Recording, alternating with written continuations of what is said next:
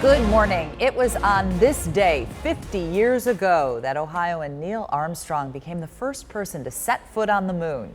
Today, we're taking a look back at that time and the tri-state's ties to the early years of the space program. It's one small step for man, one giant leap for mankind. It is a moment that still gives you chills. We've all seen that clip of Neil Armstrong so many times. After Apollo 11, there were 6 more lunar missions. Of course, the crew of Apollo 13 never landed. That mission reminded us of the incredible dangers of space travel.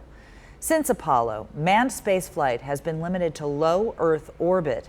We had the Space Lab missions, the International Space Station, and all those space shuttle flights, including the Challenger and Columbia disasters. Joining us now to talk about all of it is Lauren Worley. Many of you know her as the official spokesperson for Cincinnati Public Schools, but did you know that before that, she was the press secretary and senior advisor at NASA? Thank you for being here. I am thrilled to be here to speak on this incredible occasion, not just for us in Cincinnati or the United States, but really for the whole world. Absolutely. So, given your history, you're a space junkie. Just a little bit. Just a little But aren't bit. we all as Ohioans, really, Yeah. with the Wright brothers, John Glenn, Neil Armstrong? It really is part of our fabric and heritage of who we are. Lauren, what did you do at NASA? So for 4.5 years, I Yeah. was the press secretary and senior advisor. And so it was my responsibility to be the chief spokesperson for the agency while I was there. And I had an incredible opportunity 5 years ago to escort astronauts Buzz Aldrin, Yeah. Michael Collins, and the widow of Neil Armstrong to the Oval Office to meet with President Obama on the occasion of the 45th anniversary of the Apollo 11 moon landing. So you were a fly on the wall. What kinds of things were heard and said in that room? Well, it's interesting to see nearly 45 years later the camaraderie between the former astronauts. Michael It's an Collins, exclusive club. absolutely, Yeah. and Michael Collins, who was the astronaut who remained back in the lunar module when the astronauts landed on the moon, has said that it was a very professional relationship they had. They actually didn't know each other before they began training for the Apollo 11 mission. So they had lots to catch up and talk about. And Buzz Aldrin has been an incredible advocate for human exploration of Mars, going beyond the moon and then on to Mars. And so he gave President Obama a T-shirt that encouraged him to consider Mars exploration while we were there. You hit on this subject matter right off the top of the interview, the fact that we have 2 very prominent Ohioans who were part of the space race, if you will, in Glenn and Armstrong. And what does that mean for this state? It means, for starters, it means Yeah. that we really are explorers, and we Ohioans want to push and explore, and we're inspired by that. I think it's also inspiring that after they did these incredible feats that have challenged, when you look back on the history books, hundreds of years from now, John Glenn and Neil Armstrong will be written in them. And both of them returned to Ohio. Yeah. Both of them returned, John Glenn in his service as an elected official, and Neil Armstrong to the University of Cincinnati right here in our community to train the next future generation of aerospace engineers. And I think that's so inspiring to all of us who want to explore or who want to imagine what's beyond our atmosphere. You're in education now, and you talk about Armstrong educating. How important is it that we plant the seed of adventure, discovery, exploration in the next generation with the knowledge to go along with it? Absolutely. I think that was a piece of the Apollo missions. It really inspired the next generation of computer programmers and engineers.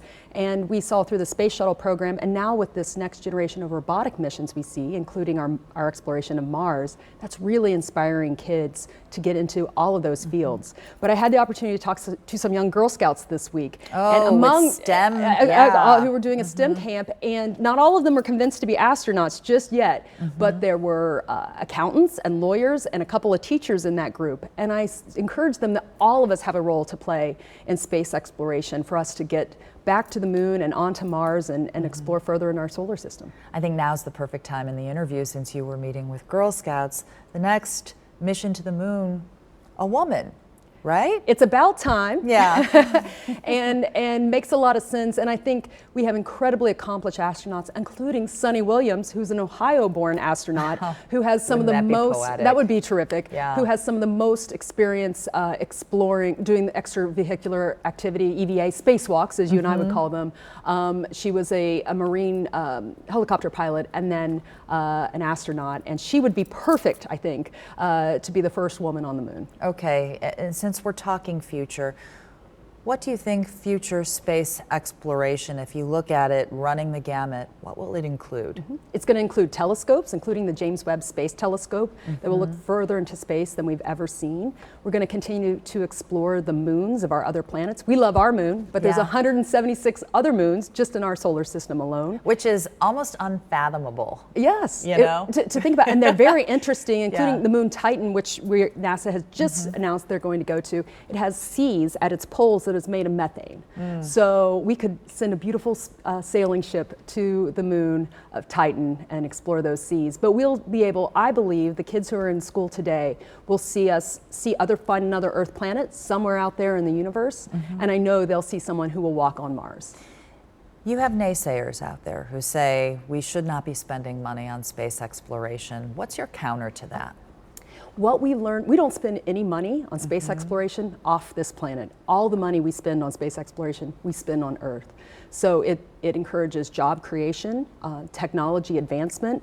All of the patents that NASA develops are open to the public. So people are able to use that technology to advance their own personal companies. We tend to think of the space program, we think of Tang and Velcro, Yeah. but there are countless advancements that are benefiting our life here on Earth, including our ability to create and produce food in arid climates. And as climate change continues to be an issue we confront, our ability to, and what we're learning about growing food on the International Space Station, to grow food for a moon or Mars base, is going to help us grow food in places in the world where we have that challenge as well.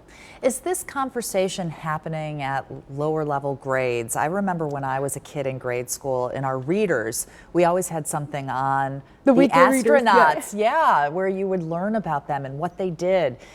Is there a conversation happening that would get kids interested from an early age? And I think the challenge right now is that when we were kids, we knew the names of the astronauts. We did. And many kids Yeah. don't know the names of the astronauts who are right now orbiting Earth on the International Space Station. For the last 18 years, there's never been a day when someone hasn't been working, living, sleeping, learning in space.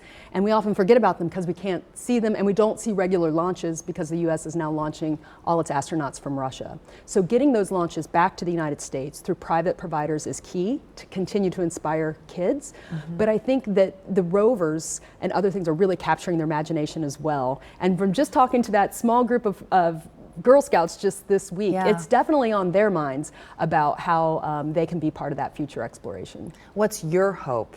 As somebody who worked for NASA, what is your hope for future space exploration? I would love for us to be able to look outside our solar system for a planet that's like Earth. I think that would answer a lot of questions about who we are in the universe. I would love to see us to go to Enceladus, Europa, and Titan, which are moons elsewhere in our solar system.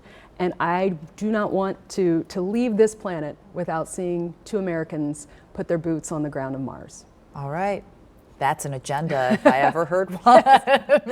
Lauren Worley, thank you. Thanks so much, This was a Kristen. fun conversation. Thank you.